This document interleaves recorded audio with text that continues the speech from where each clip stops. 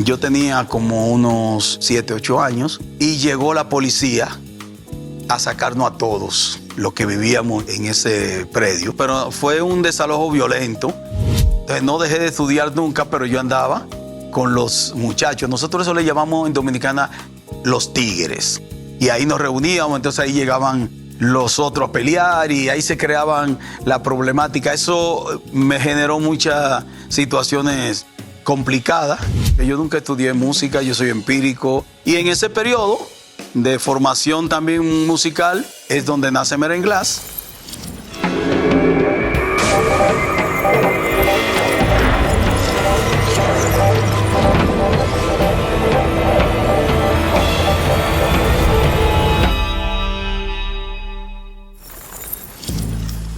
Soy Gaby Graf y esto es La Caja de Pandora, un programa en el que los invitados nos abren las puertas de su vida y de sus recuerdos para sorprendernos de todas las maneras posibles. Y hoy nuestro invitado es Ramón Glass, músico, escritor, sociólogo, conferencista, estudioso de la filosofía y la teología, pero reconocido en todas partes como el creador de Merenglás. ¿Cómo estás? Hola Gaby, qué gusto venir a esta caja de Pandora. Estoy emocionado porque vamos a abrir la caja. Así es. Y no sé qué vaya a suceder de ahí para allá. Mira, yo estoy segura que te la vas a pasar súper bien y aparte nos vas a contar cosas que seguro ni tú te habías puesto a pensar sobre ti mismo. Yo creo que sí, porque es que la caja de Pandora es demasiado profunda y estoy seguro que van a surgir temas muy interesantes. Así es. Bueno, vamos a empezar porque me digas tu nombre completo y dónde naciste. Yo nací en Barahona, que es la parte sur de la República Dominicana. De ahí mi familia se va a la capital, que es Santo Domingo. Yo tenía como 2 meses y me crié siempre en el entendido de que yo era de la capital, de Santo Domingo, pero realmente yo había nacido en Barahona. Yo me llamo Ramón Antonio Glass Santana. Ese es mi nombre completo. Tiene que ver con el nombre de mi papá. Mi papá se llamaba Ramón Antonio Glass Romero. Y de ahí me pusieron el mismo nombre de mi papá, Ramón Antonio. Y bueno, la gente me conoce más bien como Ramón Glass, porque el Antonio casi no lo utilizo más que... Para documentos. Sí, luego. documentos, cuando escribo mis libros, que le pone a veces el nombre completo para que más o menos la gente ubique tu nombre completo, pero realmente todo el mundo me dice Ramón Glass y la mayoría Merenglás. Muy bien, ya me estabas contando un poco de tus padres, cuéntame quiénes son, a qué se dedicaron o a qué se dedican. Bueno, mi mamá es de la región sur de donde te comenté que yo nací, Barahona, y mi papá es de la región norte del país, que es San Francisco de Macorís. Entonces, mi papá era realmente un deambulante por la vida. En Santo Domingo le dijeron que en el sur había una empresa que le estaba ofreciendo un trabajo en una salina para sacar sal. Entonces había un equipo de personas que había que dirigirlo y le ofrecieron el trabajo, entonces fue a vivir a Barahona, al sur, a estas salinas. Y mi mamá estudió enfermería y entonces sucede un accidente de un compañero de mi papá, se cae de un caballo y lo llevan de urgencia al hospital donde está mi mamá. Y ahí se conocieron. Ahí se conocen y ahí comienza la historia de ellos dos y de la familia, en este caso Glass Santana, que es la familia nuestra. Siempre estarán presentes en mi corazón, ya no viven, pero me enseñaron valores. Mi mamá era una incansable estudiante. Todavía a los 70 años estaba haciendo una maestría en la universidad. Entonces yo heredo eso, todavía yo sigo estudiando. Mi papá era un trabajador incansable. Yo tengo esos valores también, de que me levanto, estoy trabajando. Entonces creo que como familia nos inculcaron esos valores y eso es lo que ha hecho también que en lo personal y en lo profesional haya salido adelante. Oye, ¿tienes hermanos? Cuéntame de ellos. Sí, tengo 2 hermanas. Bueno, aquí hay que distinguir que cuando mi papá ya se va a la capital, ya había formado una familia.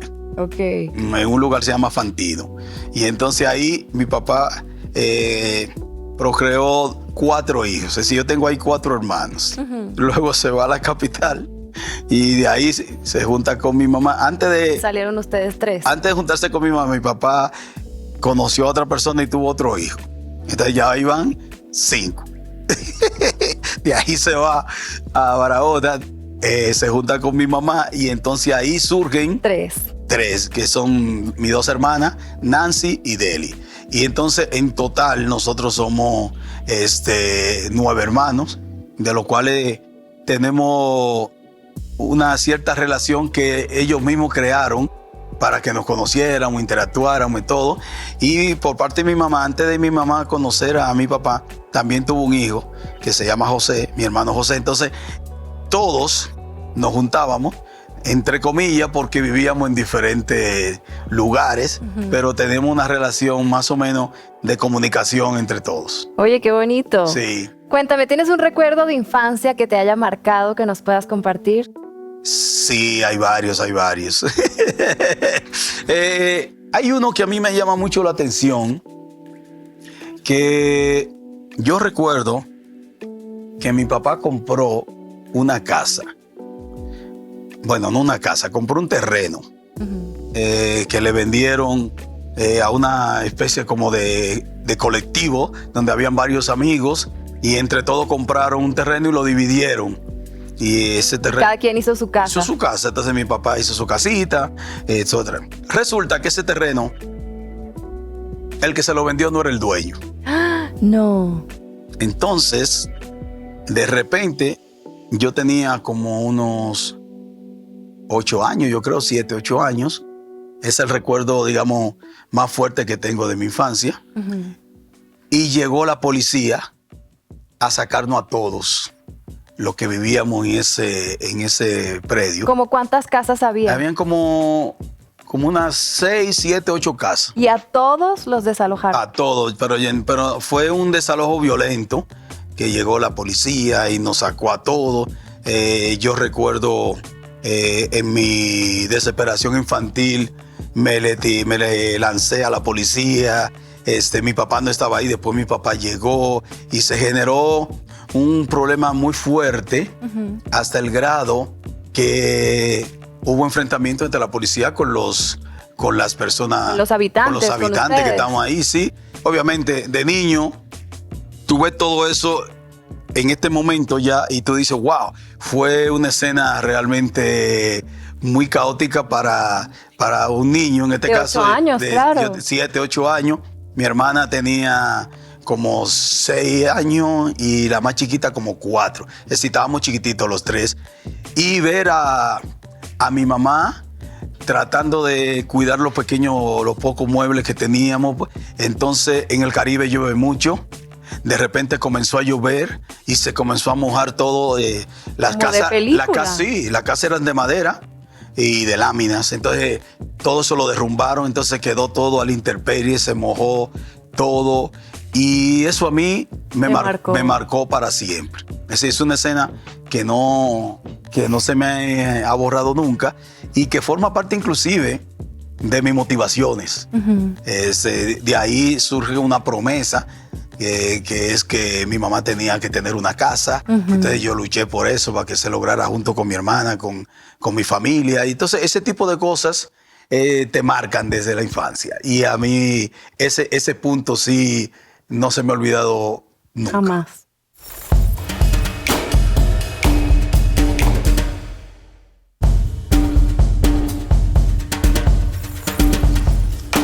Oye, y después de este suceso tan difícil para ti, para tu familia, ¿cómo fue tu adolescencia?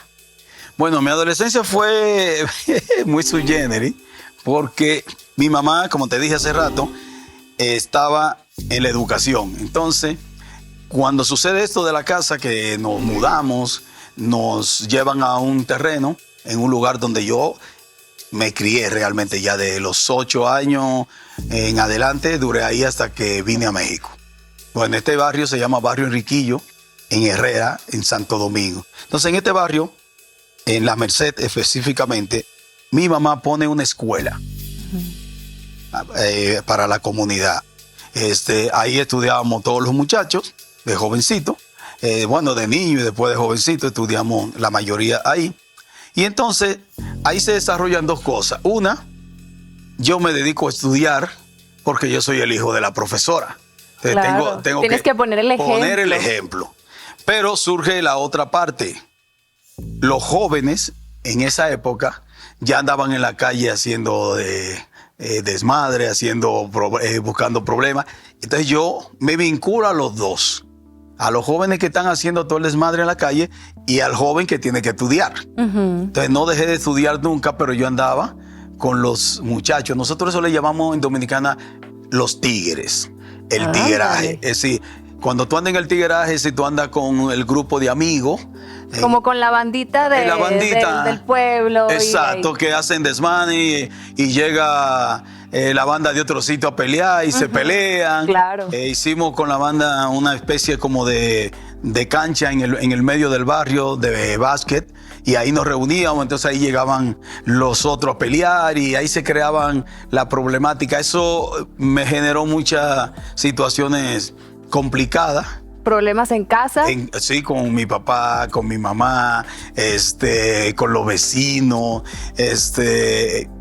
hasta el grado que me convertí en una especie como de probó del barrio, que todo el que iba a buscar problemas me buscaban a mí y yo iba a resolverlo. Wow. Sí, tenía un bate de béisbol, en Dominicana se juega béisbol. Sí, claro. Tenía un bate de béisbol que le puse clavo y el que se me enfrentaba yo le daba. Con eso te defendías. Le daba. Entonces, esa fue una etapa bien interesante porque me enseñó a madurar. Me enseñó a conocer lo que hay en la otra realidad de la vida, que no es nada más la educación, la preparación, el cuidado familiar. Sino lo que pasa en la calle también. Sí, lo que pasa en la calle. Y esas dos cosas creo que han marcado para siempre lo que yo soy. Por eso a mí nada me inmuta. Es si tengo que pelear, peleo, pero trato de ser pacífico. Sigo estudiando hasta el sol de hoy. Si veo algo en la calle que crea un patrón de injusticia para mí, me enfrento porque no tolero la injusticia. Entonces ese tipo de cosas lo aprendí en esa adolescencia. Y de ahí entonces, en uno de esos pleitos, fuimos a un barrio que se llama Las Caobas, que está como unos 10 minutos más o menos donde vivíamos, y había una fiesta con una orquesta que a la postre son mis amigos, que yo no conocía obviamente en esa época, los hermanos Rosarios. Entonces los hermanos Rosarios tocaban en esa fiesta. Nosotros del barrio con esa bandita dijimos, vamos para la fiesta, pero no teníamos recursos. Entonces dijimos, bueno, vamos para allá a ver cómo podemos hacer. Llegamos a la fiesta, eso estaba a reventar de gente. Una especie era como una enramadita, algo así. No era un lugar muy grande, pero había mucha gente y no teníamos dinero para entrar, y entonces forzamos para entrar a la fiesta a la fuerza y se armó una trifulca, y en esa trifulca ahí nos peleamos con la seguridad del lugar, con la gente, se armó un lío tremendo. Ellos llaman a la policía, llega la policía al lugar, nosotros andábamos en moto. Cuando escuchamos que viene la policía, salimos corriendo en las motos. La policía nos cae atrás y de ahí se convierte en una persecución barrial. En el barrio la policía trae nosotros. Entonces yo paso en ese momento en mi moto. Hubo un momento que nos dividimos, cada quien se fue por su lado. Yo intuitivamente me fui por una calle que cruzaba por el centro casi del barrio. Entonces yo me voy por esa calle. En esa calle había una iglesia católica. Y entonces yo escucho en el patio unos muchachos hablando, música y todo. Con el sonido de la moto yo escuché eso. Y entonces yo me metí al patio con todo y moto. Y me le perdí a la policía. Y ahí conozco a unos muchachos que hasta la postre son mis amigos, Carlos, que estaba ahí, Carlos Briceño, y con él yo entro entonces a formar parte del grupo juvenil de la Iglesia Católica de la República Dominicana y dejo las bandas.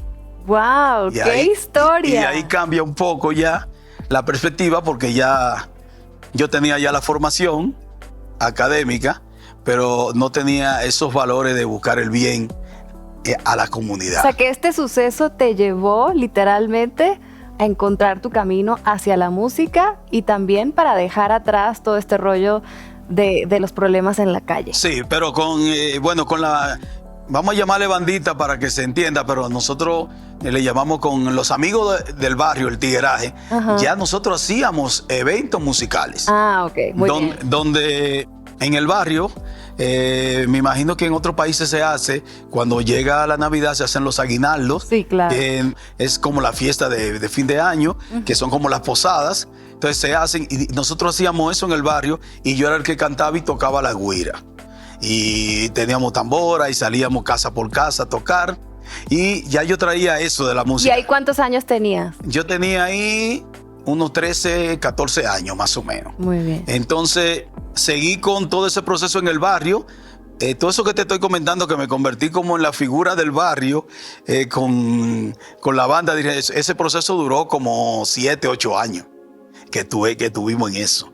Y entonces ahí ya yo estaba en la música, pero no estudiando música. Con los muchachos del barrio teníamos instrumentos muy caseros hechos por nosotros, y con eso hacíamos los aguinaldos, y los aguinaldos siempre concluían. El aguinaldo en Dominicana resulta ser que es una especie como de caminata en el barrio, donde vamos tocando. Tú te paras en una casa y esa casa te da dinero o te invita a comer o a cenar, en el caso de la noche. Entonces nosotros íbamos recopilando, digamos, productos para terminar haciendo una especie de cocinado colectivo en la cancha de básquetbol que teníamos, que era nuestro punto de reunión. Y ahí hacíamos la comida, llegaba el barrio y ahí tocábamos improvisados nosotros, ya canciones. En ese tiempo sonaba Johnny Ventura, Wilfrido Vargas, Víctor Irizarry, lo que me acuerdo, sí. Y hacíamos estos convivios ahí. Este mismo grupito, buscando la música, aquí estamos a través de la misma música, nos está conduciendo a lo que está sucediendo. Este mismo buscando seguir disfrutando de la música, es que vamos a ver a los Hermanos Rosario, que es un grupo emblemático de República Dominicana. Y entonces, de ahí es que surge que ya llego entonces a la iglesia. Y en la iglesia, cuando yo entro, lo primero que hicimos, ya que comencé a trabajar ahí con los muchachos en el grupo, que eso fue una historia bien interesante también, yo ahí entonces creo un coro musical en la iglesia, pero a ritmo de merengue.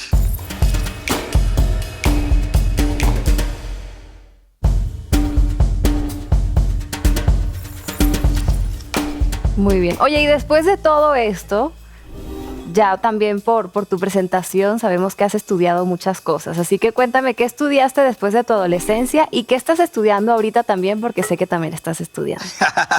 Pero si tú investigaste bien. Mira, Gaby, antes de yo llegar al episodio de la iglesia, yo había hecho el bachillerato, que equivale como lo que es aquí la prepa. Uh-huh. Ya yo había terminado el bachillerato y iba a entrar a la universidad. Entonces... ¿Y ahí qué ibas a estudiar en la universidad? En la universidad de Sociología. Muy bien. Entonces yo empiezo a estudiar Sociología en la universidad, pero cuando entro a la iglesia, me junto con los muchachos del barrio y comenzamos a hacer un trabajo social comunitario. Uh-huh. En ese trabajo social comunitario, yo comienzo a entender que tengo una vocación de servicio.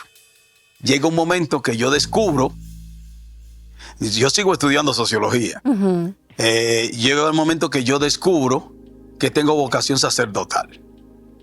Y digo, wow, pero yo creo que yo puedo ser sacerdote para servir a la gente. Uh-huh. Y comienzo a trabajar esto y entro al seminario.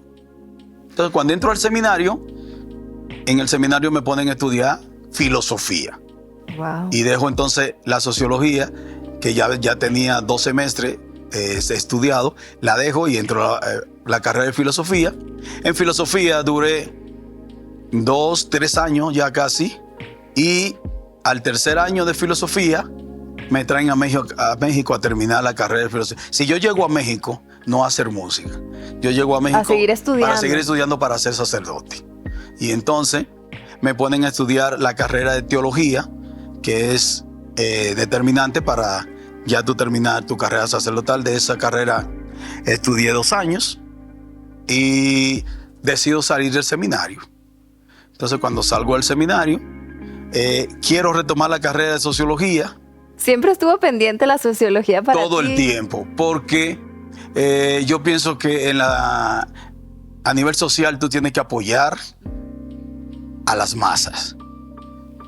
Quizá con los años he aprendido que desde lo individual te puede ir a las masas, pero yo en ese momento entendía que con una visión sociológica de la sociedad a nivel general, yo podía aportar mucho más. Oye, y con tanto estudio, porque pues ahora sí que fuiste pasando de carrera en carrera, y nutriéndote con tanto conocimiento, ¿dónde entró la música dentro de todo esto? La música siempre fue el hilo conductor. Y de manera profesional, claro. Sí, la música siempre fue el hilo conductor de mi vida. Te comento desde chiquito lo que sucedió. Sí. Bueno, yo seguí todo el tiempo con la música. Estando en el seminario, yo ponía a los seminaristas, a los mexicanos, a bailar y a escuchar merengue, cuando en ese tiempo no había tecnología ni nada. Yo traía mi cassette con música. Y tengo compañeros actuales que son sacerdotes que me dicen, wow, yo aprendí a escuchar y a bailar merengue contigo en el seminario. Pues yo lo ponía a bailar en el seminario. Yo cantaba con ellos en el seminario. ¿Y en qué momento de tu vida se volvió ya una profesión? O sea, ¿decidiste dedicarte profesionalmente a la música? Bueno, precisamente en la etapa que te estoy diciendo, que llego a Puebla. Que llego ya a la Ciudad de México para estudiar ya terminé el noviciado y llego a estudiar entonces teología. Estoy estudiando primer año, segundo año teología, salgo del seminario y en ese momento la música me persiguió entonces a mí. Yo salgo del seminario, no sé qué hacer en la Ciudad de México y estoy parado en una esquina y una persona que se me acerca y me dice, ¿tú eres dominicano? Sí, yo también. Yo soy Luis Albert, me dice. Te invito a una fiesta y me da un volante. En ese volante es una fiesta de la República Dominicana en el Salón Riviera, un salón que estaba en la glorieta División del Norte aquí en la Ciudad de México. Y yo voy a esa fiesta. En esa fiesta yo conozco un grupo de merengue y ahí yo empiezo a tocar merengue en México. Muy bien. Y ahí empieza mi carrera, digamos, profesional entre comillas, de la música. ¿Por qué digo entre comillas? Porque yo nunca estudié música, yo soy empírico. Es decir, yo lo que sé de música lo aprendí después que me metí profesionalmente a la música. Es decir, me puse a estudiar de lo que voy a vivir. Entonces, y en ese periodo de formación también musical es donde nace Merenglás. Entonces llega un momento en que yo presento un proyecto a este grupo para hacerlo más comercial, más grande, porque nada más tocábamos en barcitos y en lugares. Y entonces, pero éramos una sociedad y todo el grupo dijo, no tenemos dinero para invertir en eso, ni los recursos que van entrando los podemos tomar para eso. Entonces no podemos hacer eso. Entonces yo lo que hice es que durante un año ahorré todo mi dinero que yo me ganaba en el grupo y con eso yo hice a Merenglás y en ese momento ya yo había conocido a mi esposa Soraya, entonces ya con eso hicimos el grupo y comenzamos a trabajar ya de manera profesional sobre un proyecto definido que queríamos expandir el merengue en México. Y eso fue todo un reto porque en México el merengue no era tal. Es decir, no se conocía. No. Había pequeños vestigios de Johnny Ventura, que ya había venido a México y que tenían una idea de él. Wilfrido Vargas, que tenía también cierta cercanía con México en la música. Pero no había un proyecto musical que le diera continuidad al ritmo musical en México. Y entonces en eso nos convertimos nosotros, en el grupo que le dio la apertura al merengue en México.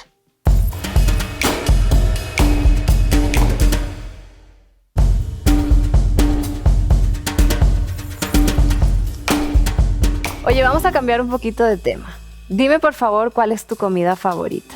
Bueno, realmente yo como de todo, pero yo soy más regional. Es decir, me gusta ir probando las comidas de las regiones. Entonces yo en Yucatán como cochinita pibil. Si voy a Oaxaca, pido tamales oaxaqueños, que me han dicho que no son de Oaxaca, pero son de Oaxaca. Si voy, qué sé yo, a cualquier otra región, yo procuro comer lo que está ahí para conocerlo y probarlo. Pero digamos, mi plato favorito de la comida mexicana para mí es el taco y el pozole. ¿Y cuál es esa comida que no te gusta, que definitivamente no puedes ver? Bueno, a mí me gusta todo, pero hay una comida que me gusta pero me hace daño. Y entonces eso sí se me conflictúa, que es el mole. Porque en Puebla yo comía mole precisamente para eso, para conocer. Y entonces cada vez que como mole, me hace daño. Es decir, eso es directo al baño y el juidero. Entonces me dice un amigo una vez, no, si tú te tomas una pastillita homeopática, qué sé yo qué, tú puedes comer. Me comía mi pastillita, me comía el mole y me caía mal como quiera. Es decir, porque es que Entonces, esa es la que definitivamente no puedes ver, porque se te antoja. Se me antoja y no me lo puedo comer. Muy bien. Cuéntame cómo te describirías en 3 adjetivos. Bueno, yo creo que sería el primero, sería alegría, porque yo pienso que el ser humano, si pierde el sentido del humor, pierde la esencia. Entonces hay que tratar de ser alegre. No es tan... La gente confunde a veces la alegría con la felicidad. Sí. Ser feliz no es estar todo el tiempo de carcajada. ¡Guau! ¡Guau! Es que Ramón es feliz porque todo el tiempo está muerto de la risa. Puede ser que sí, pero puede ser que no. Es decir, la felicidad va más allá de la alegría. La felicidad es un acto de introspección donde tú puedes cambiar internamente y lo externo no determina tu felicidad, pero lo externo sí puede determinar tu alegría. Entonces por eso yo en lo personal es un adjetivo que me gusta mucho. Eres muy alegre. Alegre. ¿Cuáles otras dos? Un adjetivo que yo creo que tiene que ver mucho con lo que hemos hablado de la historia de tu servidor es la sencillez. Mientras más sencillo eres, más grande eres. Los grandes historiadores, los grandes artistas del mundo son las personas más sencillas. Y yo te voy a poner un ejemplo de un artista que yo conocí en México, que era mi deseo conocerlo cuando yo estaba en República Dominicana, y en México lo conocí, tuve la fortuna de convivir con él, José José. Entonces, José José era un ser humano increíble de humildad. Sencillo. Y sencillo. Esa sencillez y esa humildad lo llevaron inclusive al derrotero. A veces la gente confunde la sencillez con la pendejez. Y no todos somos sencillos y tampoco somos pendejos. Perdonando la palabra. No, la puedes decir, no pasa nada. Luego vamos a hablar más de eso, fíjate. Sí, entonces ese es un concepto que para mí es bien importante. Te falta un adjetivo sencillez. más. Y un adjetivo que en lo personal creo que tiene que ver mucho conmigo es la humildad.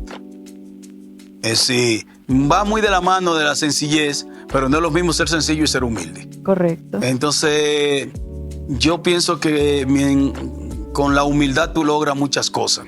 A veces tú llegas a un sitio y si tú eres arrogante, de entrada tú pones una barrera. Si tú eres humilde, de entrada te abre una puerta. No, se abre todo el camino. Y aparte nunca olvidar tampoco de dónde venimos. Eso es súper importante. Total. Y esto te lo da esos adjetivos. La humildad, sí. La sencillez y la humildad tiene que ver con tus raíces. Tiene que ver con tu entorno, tiene que ver con lo que tú haces, pero tiene que ver sobre todo con lo que tú piensas proyectar y hacia dónde va tu vida en el futuro. Qué lindo. Oye, ¿qué es lo que no te gusta de ti?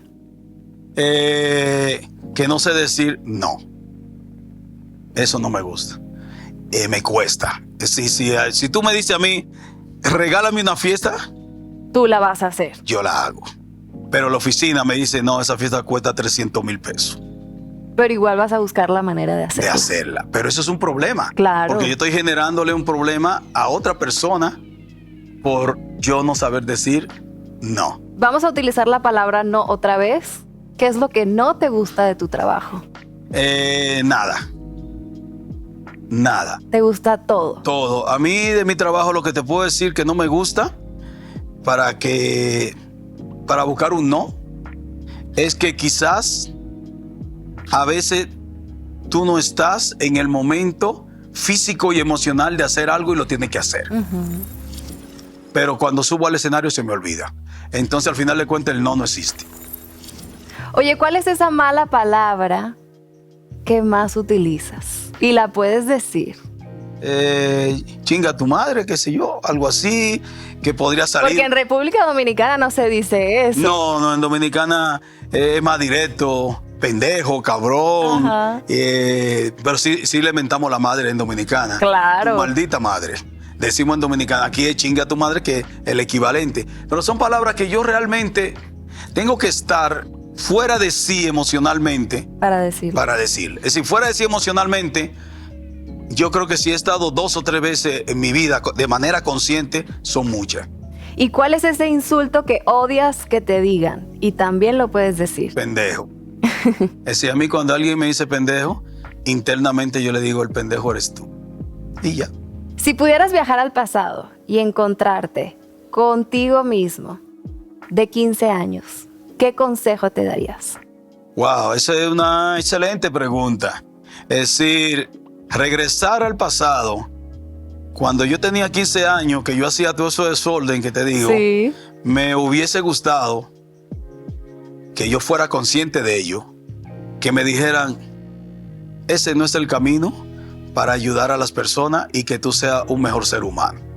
En ese momento, quizá me lo dijeron de diferente manera y no lo entendí.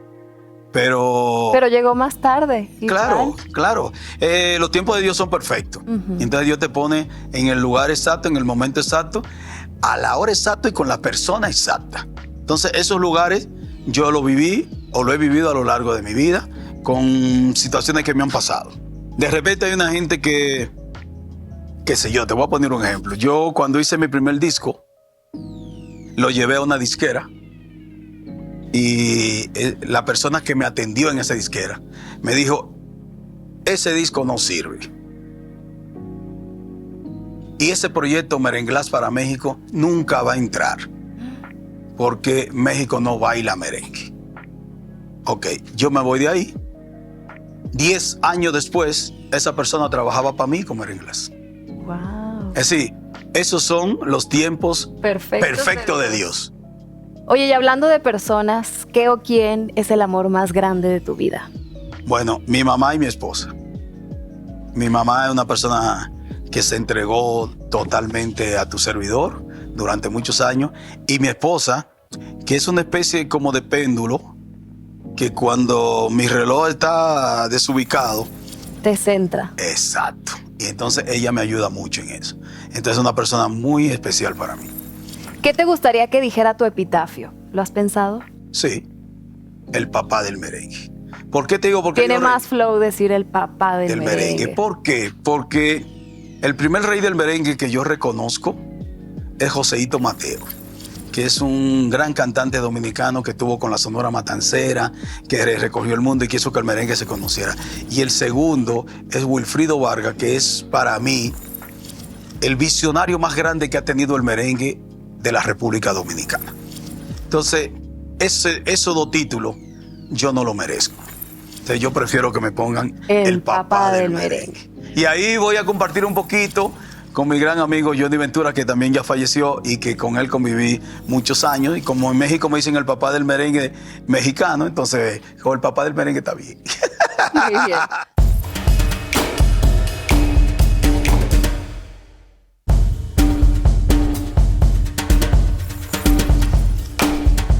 Ahora vamos a hacer una pequeña dinámica. Yo te voy a decir una frase y tú me vas a decir si eso es verdadero o falso. ¿Listo? Muy Adelante. bien. ¿Te molesta cuando menosprecian la música tropical? Sí. Verdadero. Verdadero. ¿Para ti el merengue es más puro que otros ritmos tropicales? Falso. Tu interés en las humanidades y los problemas sociales surgió por cosas que viviste cuando eras pequeño. Verdadero. Así es, y ya nos habías contado. En República Dominicana no habrías logrado el éxito que has tenido en México. Verdadero. 30 años de carrera exitosa te dan el estatus de leyenda del merengue, o mejor dicho, el papá del merengue. Bueno, la palabra final sí, leyenda no. Muy bien. ¿Te consideras el más importante embajador del merengue? No, falso. Falso. Yo digo que sí, pero bueno, vamos a seguir adelante. Ahora vamos a hacer otra dinámica un poquito más rápida. Yo te voy a decir una palabra y me vas a decir lo primero que se te venga a la mente y que preferiblemente también sea una palabra. ¿Listo? Ok. Muy bien. Público. Compromiso. Micrófono. Respeto. Escenarios. Adrenalina. Millennials. Juventud. Influencers. Penetración. Redes sociales.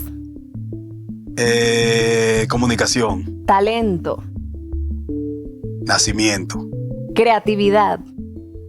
Constante. Dios. Number one. Fama. No prefiero la fama, prefiero el éxito. Muy bien. Amor. Plenitud. Sexo. Todo el día. República Dominicana. Amor. México. Compromiso y amor. Latinoamérica. Continente abierto a manifestaciones de todo tipo. Muy bien. Donald Trump. Presidente de Estados Unidos. Vamos a dejarlo ahí. Ritmo. Merengue. Rebeldía. Paz. Este te va a encantar. Johnny Ventura. El papá del merengue. ¿No eras tú? No, es Johnny Ventura. Muy bien. Crítica. Aceptada. Diversidad sexual. Aceptada también. Inteligencia artificial. Humanismo. Ahora me vas a decir qué prefieres. ¿Puro cigarrillo o vape? Ninguna. ¿Avión, tren o automóvil? Automóvil. ¿Cerveza, vino o café? Vino. ¿Expreso o descafeinado? Espresso. ¿Lennon o McCartney? Paul McCartney es otra cosa. ¿Olga Tañón o Mili Quesada? Mili Quesada, la reina del merengue. Esa es mi reina. ¿Juan Luis Guerra o Wilfrido Vargas? Ahí me la pusiste difícil. Sí, ahí me la pusiste difícil porque yo admiro a Juan Luis sobremanera. Siento que es uno de los artistas, o para mí, el mejor artista que hasta este momento ha dado la República Dominicana. Pero Wilfrido Vargas para mí es el visionario del merengue, el maestro del merengue. Y en mi libro Empujando el Cielo dedico un capítulo a Wilfrido Vargas. ¿Willy Colón o Rubén Blades? Rubén Blades. ¿Cumbia o salsa? Salsa. ¿Tocar merengue o bailarlo? Tocarlo. ¿Componer canciones o escribir libros? Ahí las dos. Porque si escribe puede componer y si compone también puede escribir. Así es. ¿Disciplina o inspiración? Wow, disciplina. ¿Series, películas o libros? A mí me gusta libros y series. Inclusive hay una película que está de moda ahorita que primero estoy leyendo el libro o leí el libro y después la vi. ¿Tacos o bandera dominicana? Los dos. Ahí yo no agarro cotorra. ¿Merengue o crema chantilly?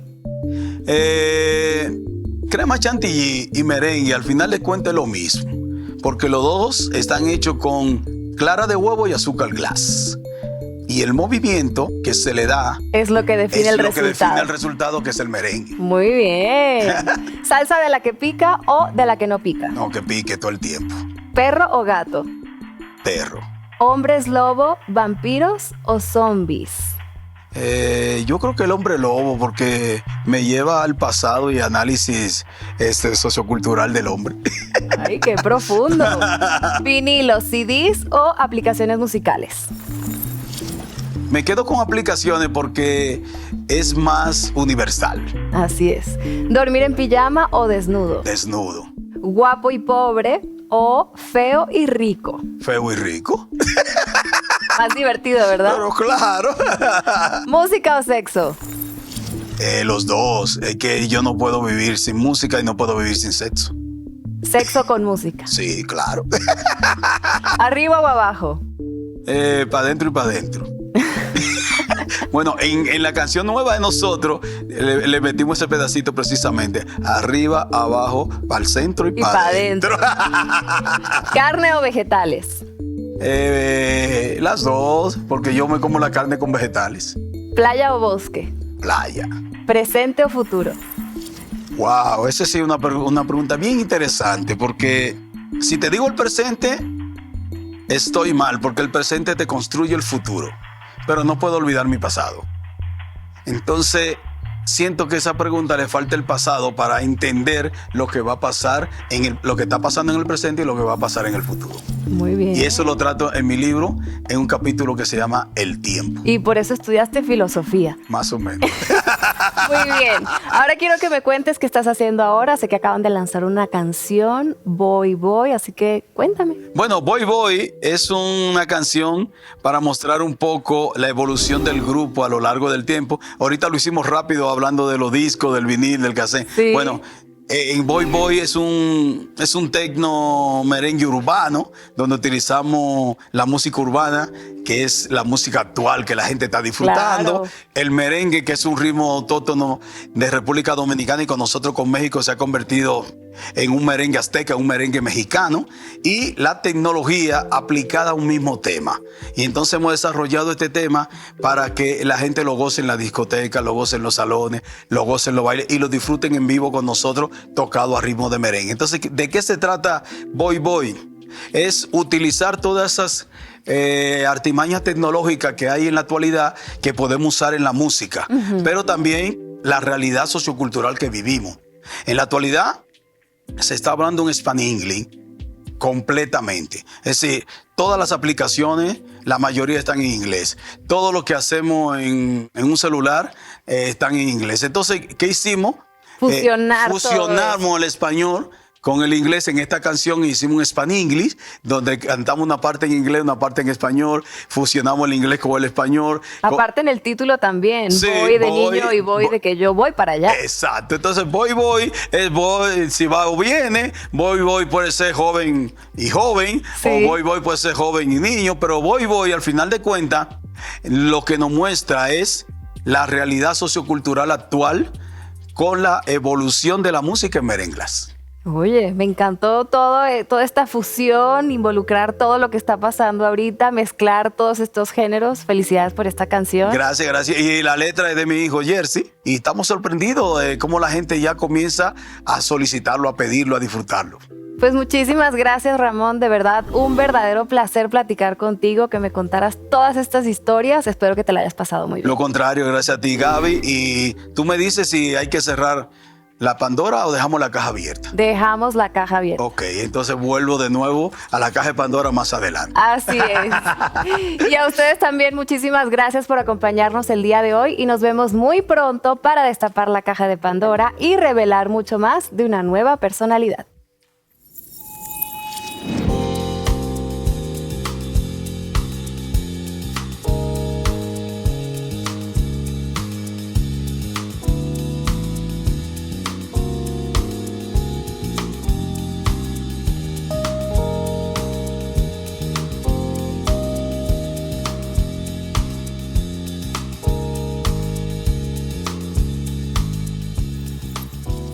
Así que quieren ver más entrevistas, les dejo algunas aquí, aquí, aquí y aquí. No se les olvide suscribirse, darle like y activar la campanita para no perderse ningún nuevo episodio de La Caja de Pandora.